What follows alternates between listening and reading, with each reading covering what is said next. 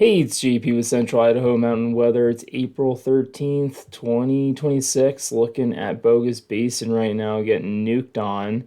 About 13 inches on the storm board that has been going on since I believe the beginning of the storm. They picked up about 11 inches in the last 24 hours, and it's still snowing over there. A little bit less snow on the east side of the mountains. We got 2 inches at Galena. Looks like it's stopping. Nothing in the valley. Floor of the Wood River Valley. Baldy's barely picking up 3 inches after closing day yesterday. Looks like it's still snowing up in the Sawtooth. And looking at how much we picked up in the last 24 hours, you can see the west side of the Sawtooth Divide picking up about 10 inches, 4 inches at Bench Lakes, and about 4 to 6 inches in the Galena Pass area. So definitely more on the western side of the mountains. This is the forecast to Thursday, picking up a couple of feet of snow in the Sawtooth, and Moores Creek area is a little hot spot there. Let's get into the forecast. This is what we got currently going on with the infrared. That close low is right to the north of us, so it's having wraparound moisture, that clockwise or counterclockwise motion around that low. And then if you look up to Alaska, that's our second low that is going to repeat about the same pattern, come down here and hit us with another system on Wednesday. All right, let's look at the HRRR for what we're going to get today. Keep your eye on Boise area here. So this is what's been happening overnight. You can see lots of high precip rates this morning before sunrise, and that's going to continue through the morning till about midday. And then around 11 or 12, it's going to work its way into the Wood River Valley, so you could see some light snow, maybe changing over to rain around noon. And as that trickles to the east, it's going to lose steam coming over the divide there, and kind of wean off to the east. And then Tuesday, we're looking at very isolated showers. You can just see just a couple pop-up showers, but mostly it's going to be clearer compared to today. These are snow amounts for what we can see in the 12-hour period today. So mostly the mountains around the Wood River Valley are picking up 4 to 6 inches, but then up in the Sawtooth, looking anywhere from 6 to 12 inches. Same with Trinity and Moores Creek, picking up even more snow than they've accumulated this morning. All right, looking at the valley temperatures, today's going to be in the upper 40s. Tomorrow's going to be the warmest day of the week in the mid 50s.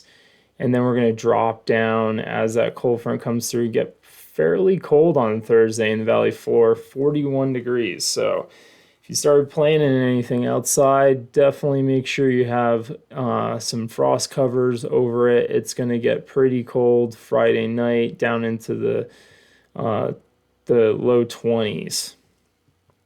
And then we look like we're going to rebound with temperatures next week, but still hanging on around freezing at evening hours. All right, looking at the GFS. So that low is currently over here. That's going to migrate to the east, and then another low is going to settle down over us for Wednesday, Thursday time frame. And then for the weekends, looks like we're going to have some ridging in place before another low makes its way down for the Monday to Wednesday time frame. So active weather pattern here, not too much high pressure sitting overhead for the next couple of weeks. So we should see above normal precip. Looking at the snow amounts for today, this is a little kind of already starting out 11 hours in on the MBM model. So this is like what's going to happen today. 8 to 10 inches across the Sawtooth, these isolated high spots of like Trinity and Moores Creek. And then as we hit Wednesday, that's going to add another inch of water, and you can see some spots in the Sawtooth Crest picking up 1.5 to 2 feet of snow in select areas. This is kind of like Toxaway Lake area. And then again, Trinity and Moores Creek picking up a hefty amount of snow. This is all hitting the western mountains a lot harder than the east, which are going to be shadowed a little bit. This is looking at precip amounts, so you can see we double our precip amounts with that next storm coming through. So lots of snow and water heading into the watershed for this later winter storm. And then looking at the temperature profile or outlook for the next couple of weeks, we're near normal. So finally cooling off. I'm saying cooling off because it has been such an above average year for temperatures. So it looks like all the way to the end of April looks like we're going to be near normal with a slightly above normal precip. So hopefully that'll help with some of that moisture that we lacked during the middle part of our winter. All right, if you're still with me, getting into the MBM models, looking at bench, 5 inches today, then another 5 or 6 inches. It's looking like it's going to stay snow most of the time. It's going to start out fairly warm on Wednesday with that storm system coming through, but you can see as that cold front comes through at the very tail end, it's going to drop pretty rapidly into pretty cold temperatures. By Friday morning, could be 13 degrees up there.